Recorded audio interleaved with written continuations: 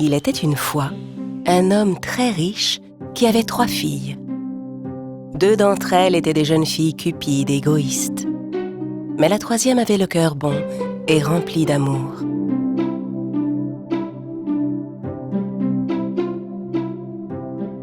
Un jour, leur père apprit que ses bateaux avaient fait naufrage dans une tempête. Le pauvre homme était ruiné et il ne lui restait plus que la petite maison où il vivait. Bien sûr, les 2 sœurs Cupides étaient très contrariées par cette situation. Toute la journée, elles ne faisaient rien d'autre que se plaindre. Pendant ce temps, Belle s'occupait seule de la maison. Au bout de quelque temps, le père entendit dire que l'un de ses bateaux avait pu rentrer au port. Il décida aussitôt d'aller voir lui-même sur place. Avant de partir, il demanda à ses filles: « Mes filles, que voudriez-vous que je vous rapporte ?»« Une robe, des chaussures, un collier et un bracelet. » »« Et toi, Belle, dis-moi, qu'est-ce que tu aimerais ?»« J'aimerais avoir une rose, père. » Après un long voyage, leur père arriva au port, mais il ne restait plus rien de sa marchandise, et son bateau était inutilisable. Triste et épuisé, il entreprit de rentrer chez lui.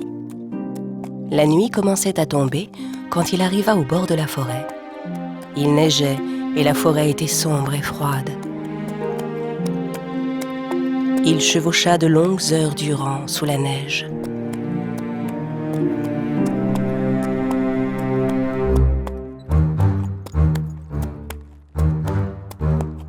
Au bout d'un moment, il aperçut un château qui était éclairé.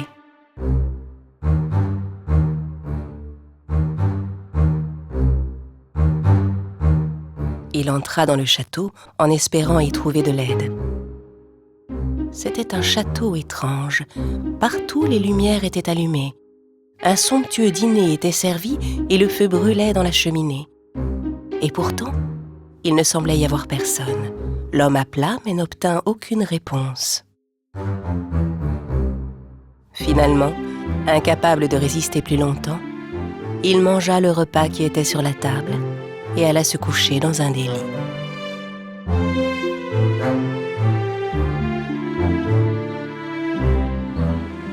Quand il se réveilla le matin, il trouva des vêtements neufs à côté de son lit. Il descendit. Un délicieux petit déjeuner l'attendait sur la table. « Ce château appartient sûrement à une sorte de fée, sinon elle ne m'aiderait pas comme ça. Oh, j'aimerais pouvoir la remercier. » Alors qu'il quittait le château, il remarqua que le jardin était plein de roses. « Je ne peux pas exaucer les vœux de mes autres filles, mais je peux au moins satisfaire celui de ma chère Belle. » pensa-t-il. Mais alors qu'il cueillait une rose, tout autour de lui se mit à trembler dans un terrible grondement. Une affreuse bête ressemblant à un lion apparut entre les arbres. En voyant la bête, le père faillit s'évanouir.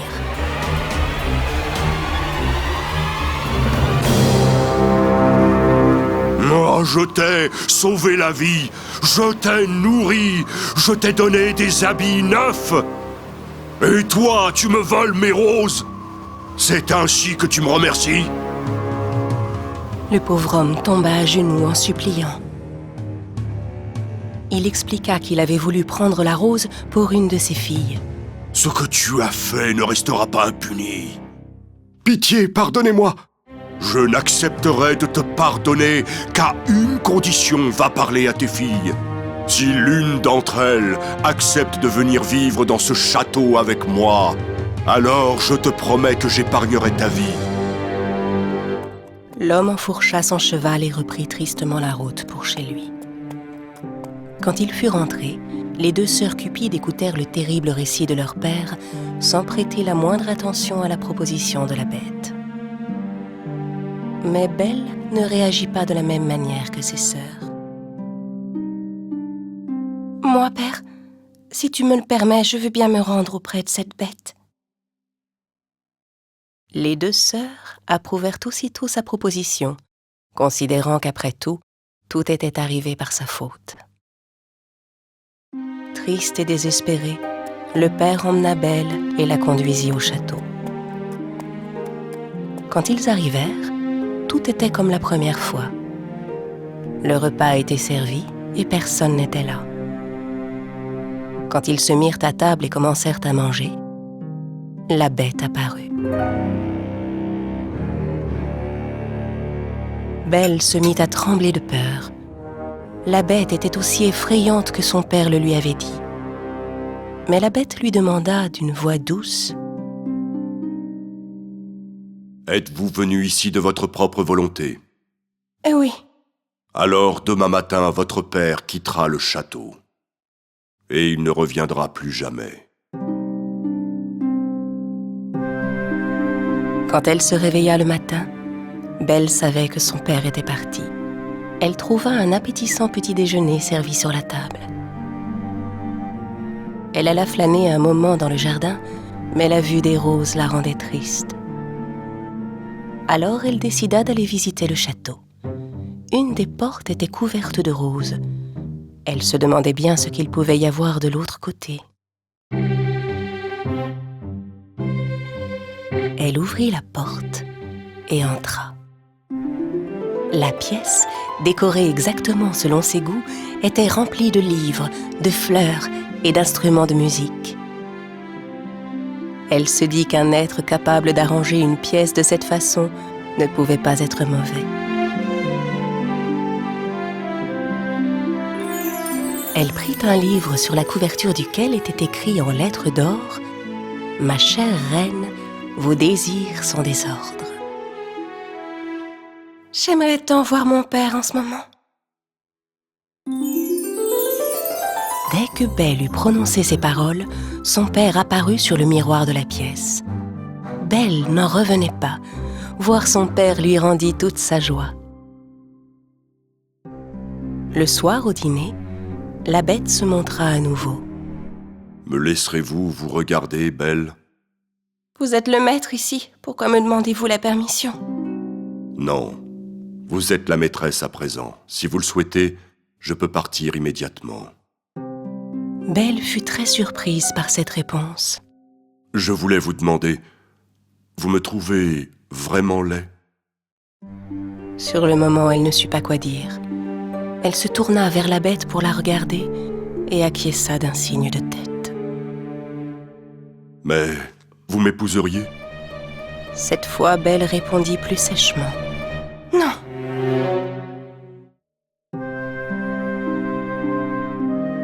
La bête se détourna tristement et laissa Belle seule. Chaque soir au dîner, la bête venait voir Belle et la traitait toujours très gentiment.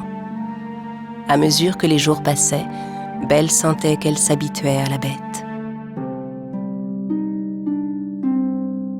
Si seulement il n'était pas si laid.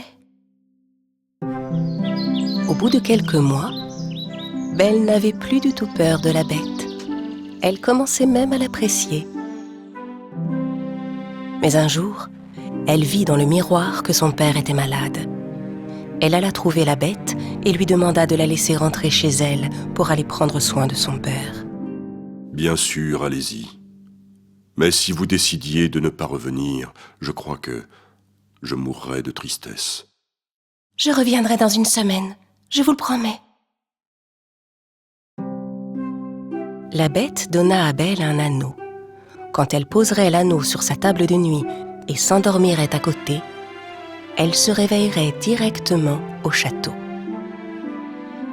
Le lendemain matin, elle se réveilla dans son propre lit, dans la maison de son père. Elle accourut auprès de lui. Quand il la vit devant lui, son père fut si heureux qu'il se sentit déjà mieux. Dans l'après-midi, les sœurs de Belle, qui venaient de se marier, vinrent rendre visite à leur père. En trouvant Belle à la maison, elles furent prises de colère et de jalousie. Elles décidèrent alors de lui jouer un vilain tour. « Poussons-la à rester ici une semaine de plus. Comme ça, la bête viendra et la tuera. » Les deux sœurs allèrent trouver Belle en pleurant et la supplièrent de ne pas les quitter. Belle leur promit de rester une semaine de plus. Au bout de peu de temps, Belle se rendit compte que la bête lui manquait. Une nuit, elle rêva que la bête gisait sans vie dans le jardin du château. Elle se réveilla en sursaut. Je ne peux pas l'abandonner, c'est égoïste et cruel. Elle ôta aussitôt l'anneau de son doigt, le posa sur sa petite table de nuit et se réveilla au matin dans le château de la bête. Elle attendit la bête toute la journée, mais ne la vit nulle part. Elle attendit encore des heures durant. La bête ne se montrait pas. Soudain, elle se précipita vers le jardin. La bête était là, qui gisait sur le sol, comme elle l'avait vu dans son rêve. Belle se jeta sur lui et le serra dans ses bras. Le cœur de la bête battait encore. Il entr'ouvrit les yeux et lui parla avec difficulté. « J'ai cru que tu ne reviendrais pas. J'ai cessé de manger, j'étais prêt à mourir. » Que je ne reviendrai pas, mais je t'aime et je veux t'épouser. À cet instant, une chose extraordinaire arriva. Comme par magie, le château devint soudain plus beau et plus lumineux. Belle regarda autour d'elle, tout étonnée. Puis se tourna à nouveau vers la bête. Mais à l'endroit où gisait la vilaine bête, un jeune et beau prince se tenait à ses pieds. En le voyant, Belle se mit à pleurer. « Mais qui êtes-vous? Où est allée la bête ?» Le prince se leva et lui raconta toute l'histoire. « Je suis la bête. Une méchante sorcière m'a jeté un sort et m'a transformé en une vilaine bête. Si tu n'avais pas dit que tu voulais m'épouser, j'aurais été condamné à rester une bête jusqu'à la fin de mes jours. » En entendant cela, Belle fut encore plus heureuse. Grâce à la bonté de son cœur, elle avait trouvé le véritable amour. La belle et le prince se marièrent et vécurent heureux pour toujours.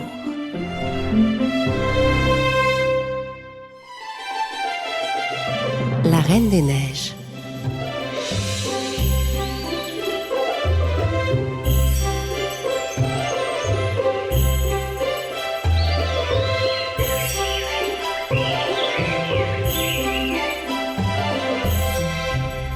Il était une fois un pays fort lointain où vivaient les deux meilleurs amis dans des maisons voisines. Leurs noms étaient Kay et Gerda. Kay et Gerda plantèrent chacun une rose devant leur maison pour se montrer leur amour. Les roses allaient grandir avec eux.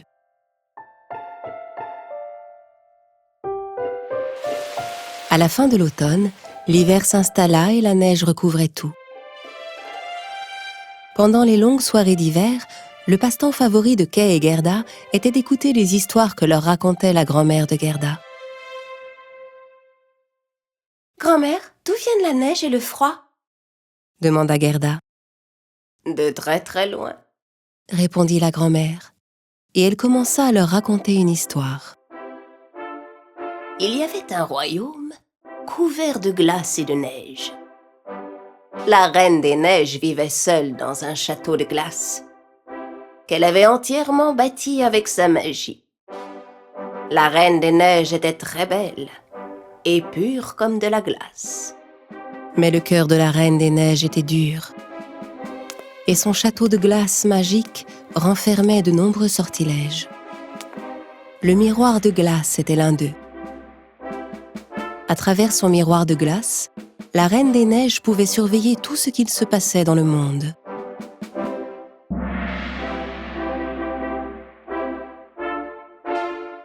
À cet instant, Gerda aperçut la Reine des Neiges qui les observait à travers la fenêtre. « Kay, grand-mère, regardez, la Reine des Neiges nous regarde à travers la fenêtre. » C'était sûrement un chat, gelé par le froid. Grand-mère, est-ce que la Reine des Neiges peut venir ici? Ah, qu'elle essaye! Je la jetterai tellement vite dans la cheminée qu'elle fondra aussitôt et se transformera en reine de l'eau. Dans le miroir de glace, la Reine des Neiges entendait tout ce que Kay disait. « Alors tu veux me jeter dans la cheminée et me transformer en reine de l'eau, hein? Éclat de glace! Je vous ordonne de vous envoler. Trouvez ce garçon et faites que ses yeux et son cœur m'appartiennent. Que tout ce qui l'entoure devienne laid à ses yeux et que l'amour à jamais déserte son cœur. Ordonna la Reine des Neiges à ses éclats de glace. Soudain, une tempête de neige se souleva devant la maison de Gerda. Les éclats de glace filaient à toute vitesse en direction de la maison. Se demandant ce qu'il se passait, Kay alla ouvrir la fenêtre. Gerda tenta de l'arrêter. « Kay, non !» Mais il était trop tard. « Ah, mon œil! J'ai quelque chose dans l'œil! Ah, mon cœur! Qu'est-ce qui se passe ?» Les éclats de glace ensorcelés par la Reine des Neiges avaient frappé Kay dans le cœur et dans les yeux. Et Kay devint alors une autre personne. Quand Gerda voulut lui demander ce qui lui arrivait, il lui cria dessus. « J'ai rien! Je vais bien! Fiche-moi la paix !» C'était étrange. Kay n'avait jamais parlé méchamment à Gerda. Elle n'arrivait pas à comprendre pourquoi il se comportait comme ça tout à coup. Le lendemain matin, Kay était toujours aussi désagréable. Quand elle le vit sortir son traîneau, Gerda lui demanda où il allait, mais il ne daigna même pas lui répondre. Il monta sur son traîneau et s'éloigna. Gerda courut derrière lui et ne réussit pas à le rattraper. Soudain, comme sortie de nulle part, la Reine des Neiges apparut sur son traîneau et Kay se mit à la suivre. Gerda était stupéfaite et les regarda s'éloigner tous les deux sans pouvoir rien faire. La Reine des Neiges emmenait Kay dans son château de glace. Gerda passa des journées entières à sa fenêtre à attendre le retour de Kay. Au bout de quelques mois, l'hiver était passé, mais Kay n'était pas revenu. Ne pouvant plus y tenir, Gerda prit une décision. N'emportant que le miroir que lui donna sa grand-mère, elle partit à la recherche de son ami le plus cher.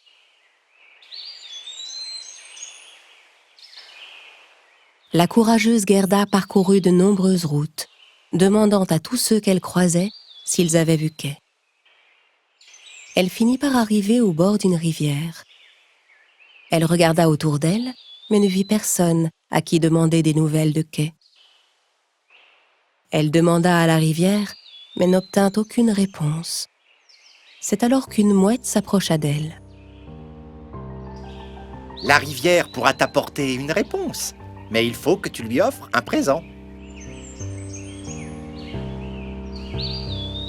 Gerda enleva le collier auquel elle tenait tant et le laissa tomber dans l'eau de la rivière. Il se produisit alors un miracle. Sortant de nulle part, une barque apparut juste devant elle. Gerda se dit que la rivière avait apprécié son cadeau et lui en faisait un à son tour. Aussitôt qu'elle fut montée dedans, la barque se mit toute seule en route.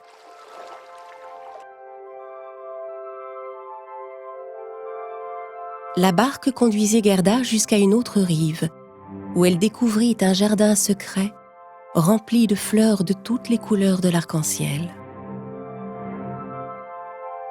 Gerda n'avait jamais vu un jardin aussi beau de toute sa vie. Mais quelque chose manquait. Aucune de ces fleurs n'avait de parfum. À l'autre bout du jardin, elle aperçut une femme qui venait vers elle. C'était la propriétaire du jardin. « Bienvenue, ma belle enfant !»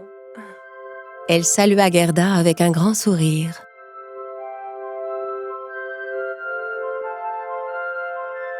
Soudain, elle réalisa qu'elle pouvait à nouveau sentir le parfum de ses fleurs. « Désolée d'avoir pénétré dans votre jardin sans permission, » s'excusa Gerda. « Ça ne fait rien. Viens, mon enfant. Je suis contente que tu sois là. Il y avait si longtemps que personne n'était venu ici. Mais dis-moi, qu'est-ce que tu fais ici toute seule ?» Gerda raconta à la dame aux fleurs qu'elle cherchait Kay, son ami disparu, et lui demanda si elle avait entendu parler de lui. Mais la dame lui répondit qu'elle n'avait vu personne d'autre qu'elle. « Vraiment ? Oh, dans ce cas, je vais reprendre ma route. Il faut absolument que je retrouve Kay. » La dame aux fleurs ne voulait pas que Gerda s'en aille, alors elle lui dit un mensonge. « Qu'as-tu dit? Oh, mais... oui, ça me dit quelque chose. Je crois que je l'ai vu. » Gerda lui raconta toute l'histoire, et quand la dame aux fleurs entendit le nom de la Reine des Neiges, elle parut très inquiète. « La Reine des Neiges? Oh, laissons-la loin d'ici. Elle est si froide qu'à cause d'elle, mes fleurs ont perdu leur parfum. » Et puis soudain, la dame aux fleurs demanda à Gerda si elle pouvait brosser ses cheveux. Gerda ne comprenait pas pourquoi, mais la dame aux fleurs insistait. Ce que Gerda ignorait, c'est que la brosse de la dame était magique. La brosse fit oublier à Gerda tout ce qu'elle savait. Seule sa joie lui resta. La dame aux fleurs n'était pourtant pas méchante. Elle faisait cela pour s'amuser. Quand elle se réveilla de son doux sommeil, Gerda ne se rappelait plus rien, ni comment, ni pourquoi elle était arrivée jusque-là. Mais quand elle vit les roses sur le chapeau de la dame, elle commença à se souvenir. Aucune magie ne peut vaincre le véritable amour. Gerda ne savait pas combien de temps elle était restée dans le jardin des songes, mais elle retrouva soudainement la mémoire. Elle retourna immédiatement sur la rive. La barque était toujours là, mais Gerda ne savait pas quoi faire ni de quel côté aller. À cet instant, un corbeau vint volter au-dessus de sa tête. On aurait dit qu'il essayait de lui parler. Alors Gerda commença à le suivre avec sa barque. Elle suivit le corbeau pendant un long moment, jusqu'à atteindre les mers de glace. Là, le corbeau alla se poser sur un bateau pirate qui était coincé au milieu de la glace. Gerda le suivit sur sa petite barque et monta à son tour sur le bateau. « Alors c'est sur ce bateau pirate que je parviendrai au château de la reine ?» Oh ! C'est alors que des pirates apparurent sur le pont. L'un d'eux, une fille pirate, s'avança vers Gerda. « Tu iras là où nous allons, c'est-à-dire nulle part. » Pendant ce temps, dans le château de glace, la Reine des Neiges faisait tout pour effacer les souvenirs de Kay. Elle y parvint pour la plupart, mais elle avait beau faire, elle n'arrivait pas à supprimer Gerda de sa mémoire. Gerda, hein? Bientôt ton cœur ne sera plus qu'un morceau de glace et tu n'auras plus aucun souvenir d'elle. En apprenant que son ami Kay était retenu prisonnier dans le château de la Reine des Neiges, la jeune pirate expliqua à Gerda qu'il n'y avait aucun moyen de le sortir de là et qu'elle ferait mieux de l'oublier. « Pas question, c'est mon meilleur ami, je le retrouverai !» répondit Gerda. La pirate ne comprenait pas bien l'entêtement de Gerda. Elle aurait bien voulu qu'elle reste auprès d'elle et devienne son amie. Mais Gerda était déterminée à retrouver Kay. « Je ferai n'importe quoi pour sauver Kay. » N'ayant aucun ami, la jeune fille pirate eut beaucoup d'admiration devant l'attitude de Gerda et décida de l'aider. Le lendemain matin, au lever du soleil, la fille pirate amena un renne à Gerda. C'était le renne le plus rapide de tout le royaume des neiges, et elle proposa à Gerda de lui montrer le chemin. « Promets-moi que tu vas attraper cette sorcière des glaces. Comme ça, tu sauveras notre bateau. »« Je te le promets, je n'oublierai pas ce que je te dois. » répondit Gerda.